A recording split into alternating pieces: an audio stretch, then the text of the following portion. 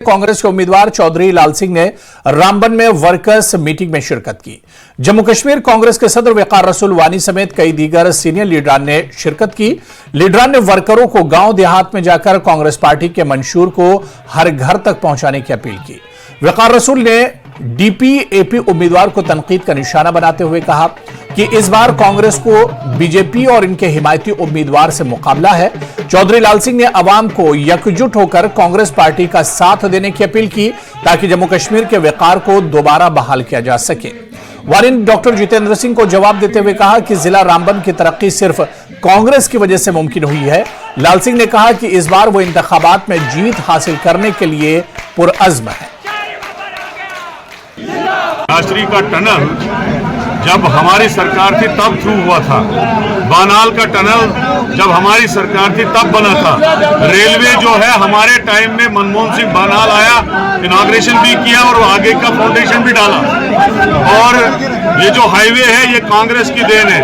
उसने डॉक्टर जितेंद्र ने 10 साल न लोगों में नजर मारी, न किसी कॉन्स्टिट्यूंसी में आया, न उसने किसी का काम किया।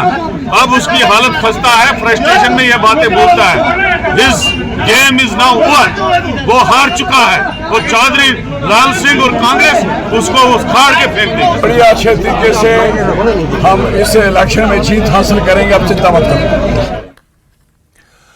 लोक जनशक्ति पार्टी रामविलास पासवान की जानिब से टाउन हॉल तराल में एक प्रोग्राम का एहतमाम किया गया। इसमें पार्टी के तर्जुमान आला Liaquat Ali, state general secretary Abdul Rashid Gujjar, Yasir Bhat, Abrar Ahmed और दीगर लीडरान मौजूद थे।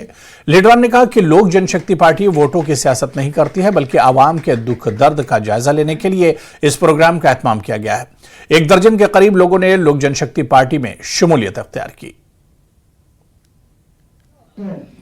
देखिए, आज का प्रोग्राम जो हमारे अब्दुल साहब ने यहाँ पे एक प्रोग्राम करवाया था, जो गुजर बकरवाल जो हमारे एसटी तबके से जो लोग बिलोंग करते हैं, इनके लिए यह प्रोग्राम था कि इनकी आज तक कभी कोई सुनवाई नहीं हुई है। बड़ा दुख हुआ सुन करके कि यहाँ पे ये लोग बोल रहे हैं कि एडमिनिस्ट्रेशन में जाते हैं तो वहाँ पे पहनावा पोशाक देख करके हमें बाहर निकाला जाता है, अंदर भी नहीं आने देते हैं। जबकि प्रधानमंत्री जी ने ये क्लियरली बोला है कि हर कोई administrative officer is liable to meet anyone from the जो कम्युनिटी है, किसी भी कम्युनिटी से कोई भी बंदा हो वो जाकर के मिल सकता है। हाँ, एक प्रायर अपॉइंटमेंट लेनी ज़रूरी है किसी भी एडमिनिस्ट्रेटिव ऑफिसर से, लेकिन आप जा सकते हैं, आप मिल सकते हैं। अगर वो फ्री है तो वो कभी भी आप जाकर के मिल सकते हैं, लेकिन अगर वो फ्री नहीं है तो इन दैट केस आप एक प्रायर अपॉइंटमेंट लेकर के जाकर मिल सकते हो।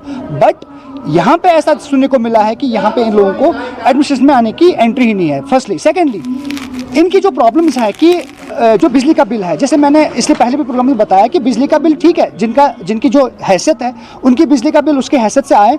बड़े यहाँ पे अमीर लोग हैं जो रिच हैं, उनका भी बिजली का बिल वही है। जो गवर्नमेंट एम्प्लॉयज़ हैं उनका भी बिजली का बिल वही है। जो गुजर बकरवाल बेचारे जो दिन में 200 रुपये 300 रुपये कमाते हैं, इनका भी बिजली का बिल वही है। और हैंडीकैप्ड लोग हैं, विधवा विडोज़ हैं, उनका भी बिजली का बिल वही है। इसके ऊपर भी हमें थोड़ा फोकस करना चाहिए और एडमिनिस्ट्रेशन से मैं रिक्वेस्ट करता हूँ कि कम से कम प्लीज़ आप इन लोगों के बारे में सोचिए, क्योंकि बेचारे कहाँ से 200 रुपये कमा करके कहाँ से बिजली का बिल और ऊपर से पानी का 4-4 500 रुपये बिल। मतलब ये देखिए, पानी का पूरे चश्मे हमारे यहाँ पे भरे हुए हैं, लेकिन स्टिल हमें उस पानी का इन बेचारों को, बुजुर्ग बकरवालों को उसका पेमेंट देना पड़ता है।